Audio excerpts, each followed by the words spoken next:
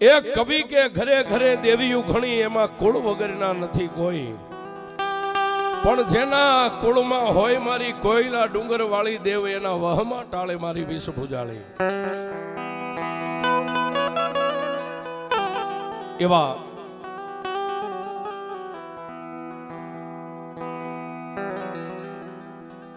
જે જગતની માલિપા કાંઈક કરી ગયા છે, કરી ગયા છે એટલું નહીં સાહેબ, પણ જેનું કુળ ઉજળું હોય એવા દેવતાઈ પુરુષ પરમાર રાજા વિક્રમ, જેને એ ઉજ્જૈન નગરીનું રાજ સાહેબ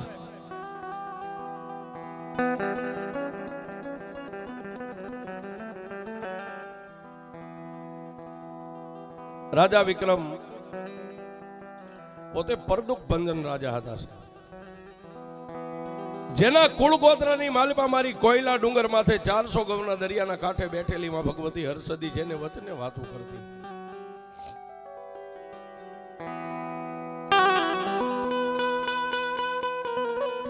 પણ કવિ કે માંડ્યા વગેરે મળે નહીં કોઈને ધન સોરું ને ધરમ, પછી હુનર કરો હજારી આખરે વેળાયા આડા પર.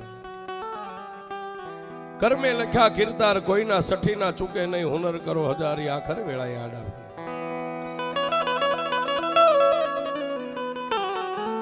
પોતે એ ઉજ્જૈનની ગાદીની માથે સાહેબ પોતાનું રાજ તપી રહ્યું છે, પણ એક દી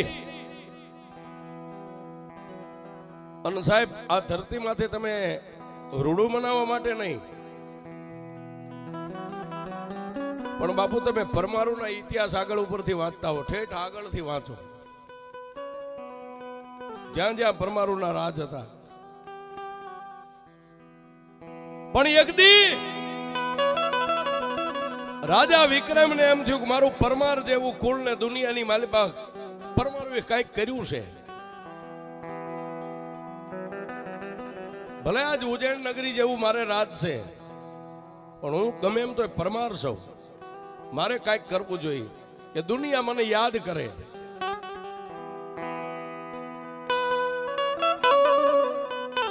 રાતના 12-1 નો સમય બન્યો. ઉજ્જૈનની નગરીની માલિપા એ પોતાના શ્યામખંડની માલિપા રાજા વિક્રમ હોતા છે, પણ જેને આંખની માલિપા નીંદર નથી આવતી, ક્યાં જાવ, કોને કહું, શું કરું.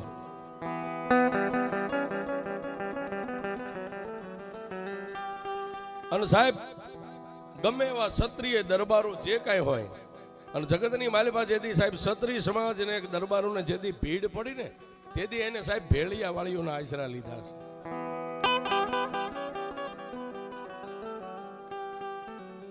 રાજા એ વિક્રમ એક સિદ્ધિ યોગ માણા હતો સાહેબ, પોતે આંખ બંધ કરીને જે સંકલ્પ કરે એ વસ્તુ હાજર થાય.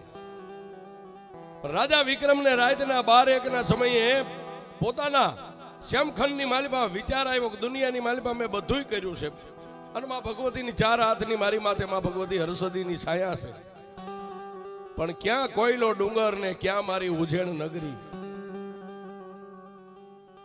એ બધું મેળવી લીધું, પણ જો જગતની માલિપા એકવાર મારી દેવ હરસદીને ન મેળવી લઉં તો હું પરમાર નહીં છે. બાકી બધુંય છે રજવાડાની માલિપા, આમ દામ ઠામ મેના પાલકી હીરા ઝવેરાત માણેક મોતી ભંડાર ભર્યા છે, પણ માં વગરનું નકામું સાહેબ, કળ વગરનું બળ નહીં, કોઈ પણ નહીં.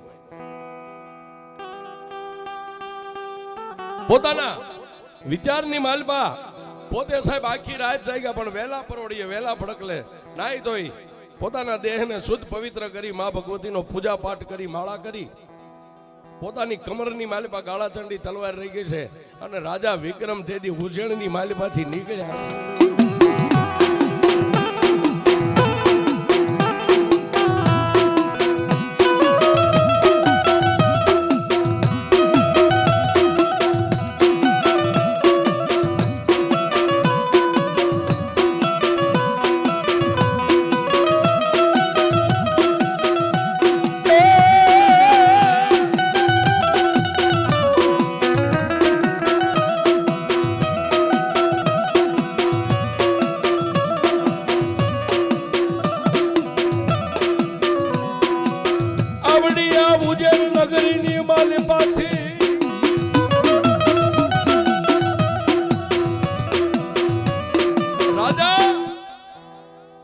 વિક્રમ સાહેબ પોતાના ભેટની માલિપા તલવાર રહી ગઈ છે અને ખંભે કાળી કામળી રહી ગઈ છે માં ભગવતી હર્ષદીના નામની, અને પોતાના રજવાડાની માલિપા જે ડાયરો ભરવાની જે કાયમ માટેની જગ્યા હતી ત્યાં ઉભા રહીને 3 તાળી પાડી, એક કહેતા 21 સિપાહી હાજર થયા. બોલો મહારાજ. અને તેથી પરદુખ ભંજન રાજા એટલું બોલ્યો, સાંભળો ભાઈ, આજ ઉજ્જૈનની માલિપાથી જાઉં છું. ક્યાં? 400 ગવના દરિયાના કાંઠાની માથે મારી ભગવતી હર્ષદી કોયલા ડુંગર માથે બેઠા છે. ત્યાં જ આવું છું. અને જ્યાં સુધી હું અહીં ન આવું ત્યાં સુધી તમને 5 જણાને જે રજવાડાનું કામ હોપીને જાઉં છું, એની માલિપા કાંઈ જો ખોટ ખામી રહી ને તો જે મારું નામ છે ને, મારા નામની માથે કલંક લાગી જાય છે. સાહેબ, એ પરમાર વિક્રમનો એક નિયમ હતો, કોઈ પણ માણા હોય છે, નાત જાત નહીં જોવાની. કોઈ પણ દુખિયારો આવી રાતના 1 વાગે 2 વાગે 5 વાગે એક દિવસ ઉગ્યો હોય, આવી અને દરબારગઢની ડેલી આવીને ઉભા રહીને પોકાર કરે કે એ રાજા વિક્રમ. સાહેબ, ત્યાંથી કોઈ માણસ નિરાશ નતો થતો. આમ તો મૂળી આપણું જ છે. મૂળીની મારી પાસે શેષાજી પરમારને જે નિયમ હતો કે માગવા વાળો કોઈ પણ માગવા આવે, હું જીવીશ ત્યાં સુધી એને ના નહીં પાડું. એમ એક રાજા વિક્રમ સાહેબ પરમાર એની ડેલીએ જઈને કોઈ પણ દુખિયારો અવાજ કરે એટલે એનું દુઃખ ભાંગીને ભૂકો થઈ જાય. સાહેબ, એમાં એને દુનિયા અત્યારે પરદુખ ભંજન રાજા કહે છે.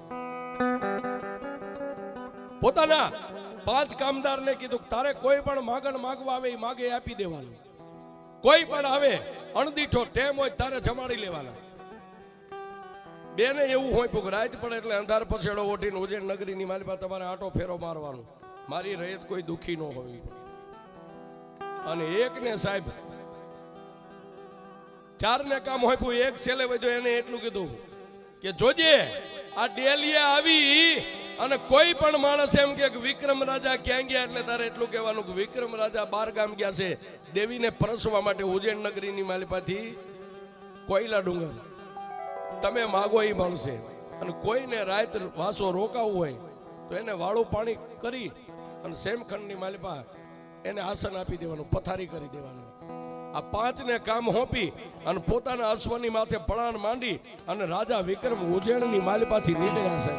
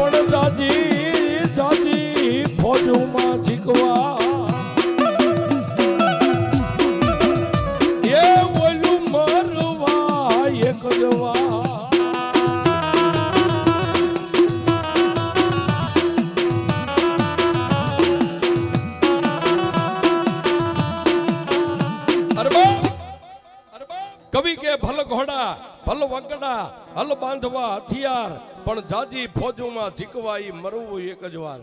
જેને મોતનો ડર નતો સાહેબ, અને એની હારે કોઈ નતું, પોતે એકલા. મા ભગવતી હર્ષદીના નામની હૃદયની માલિપા માળા ફરતી જાય. રાજા રજવાડા કોઈ વચ્ચે આવે, રોકાય, કલાક અડધી કલાક 5 કલાક પાછા ત્યાંથી નીકળી જાય. એ આમ કરતા કરતા સાહેબ ઠેઠ 400 ગવના દરિયાના કાંઠે આજની તારીખમાં જ્યાં મા ભગવતી હર્ષદી કોયલા ડુંગરની માથે બેઠા છે, એ કોયલા ડુંગરની તળેટીની માલિપા પોતાનો અશ્વ આવ્યો છે. અશ્વનું પેકડું સાંડી કાળી જે કામળી હતી મા ભગવતીની, એને નમસ્કાર કરીને ધીમે ધીમે ધીમે ધીમે ડુંગરના પગથિયા ચડ્યા છે. જય જય. પહેલા તો એ પરમાર રાજાએ પોતાનું મસ્તક માના ચરણની માલિપા મેકીને એક જ વાત શબ્દ બોલ્યા યા દેવી સર્વભૂતેષુ શક્તિ રૂપેણ સંસ્થિતા નમસ્તસ્ય નમસ્તસ્ય નમસ્તસ્ય નમો નમઃ.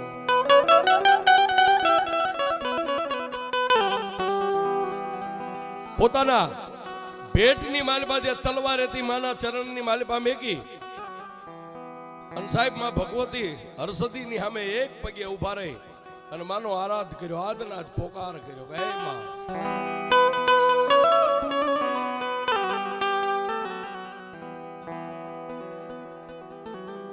સમય બળવાન છે, કોઈ માણા બળવાન નથી છે. માણાનો સમય બળવાન હોય.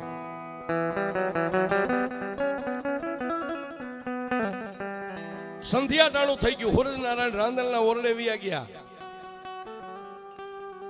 રાજા વિક્રમ એક પગે માની સામે ટગર ટગર ટગર ટગર માની મૂર્તિ સામે જોઈ રહ્યા છે. જેના ભીતરની માલિપા મારી કોયલા ડુંગર વાળી હરસદીના નામની સુવાસે સુવાસે માળા ફરે છે.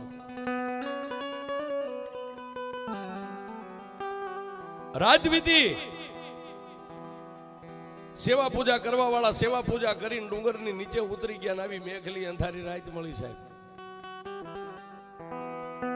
પણ મન અને તણની જાણવા વાળી દેવળની માલિપા બેઠી હતી. માં ભગવતી હરસદી રાજા વિક્રમની સામે આમ નજર કરી અને માં ભગવતી પોતે વિચાર કરે છે, હે ઉજ્જૈન નગરીના રાજા, દુનિયાની માલિપા બ્રહ્મા વિષ્ણુ મહેશ મને નથી ઓળખી કે બાપ.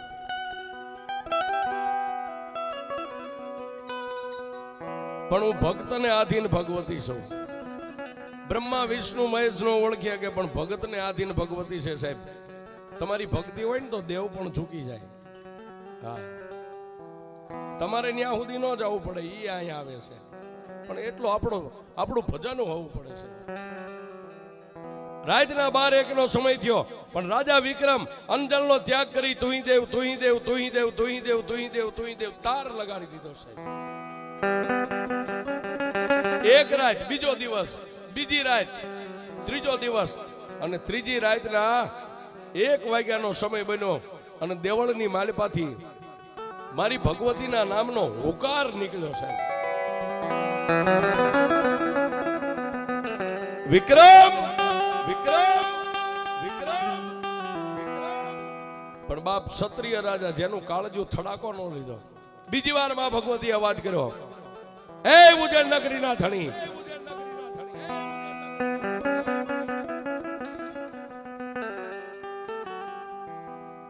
પરદુખ બંધન રાજા, આજે તારા ભીતરની અંદર તું જે ગાંઠ વાળીને આવ્યો છો ને બાપ, હું માતા હરસદી જાણું છું. પણ રાજા વિક્રમ, કોયલા ડુંગરને મેકીને દુનિયાની માલિપા હું ક્યાંય ગઈ નથી ને જવાની નથી. કોઈ બીજું માંગ. અને તેથી રાજા વિક્રમે સાહેબ માને એટલું કીધું, મારી તારી પાસે બીજું તો હું શું માંગુ, તે મને બધું આપ્યું છે. પણ મારા ભીતરની અંદર એક તારા નામની એવી જ્યોત પ્રગટ થઈ છે કે મારી ઉજ્જૈનની માલિપા એકવાર આવી. બહુ દલીલ કરી. માતા હરસદીએ રાજા વિક્રમને ખૂબ સમજાવ્યા.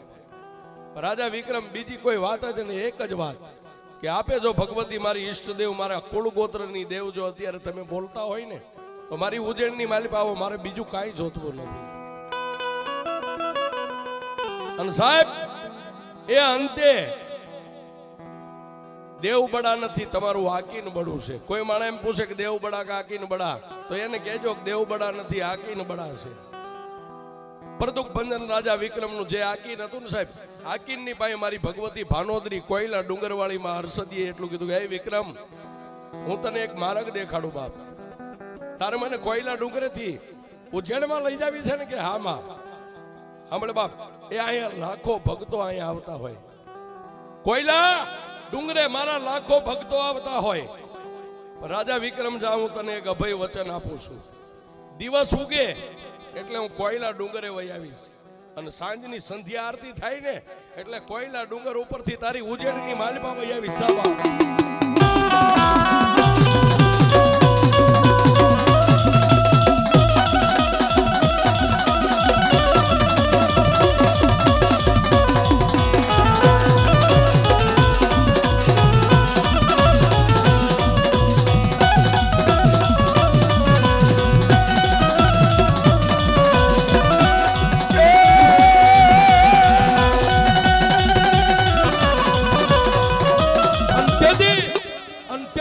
રાજા વિક્રમે માં ભગવતી હર્ષદી ને એટલું કીધું કે હે માં તમે ઉજ્જૈનની માલિપા અહીંથી આવો એની મને ખાતરી કેમ થાય કે સાંભળ વિક્રમ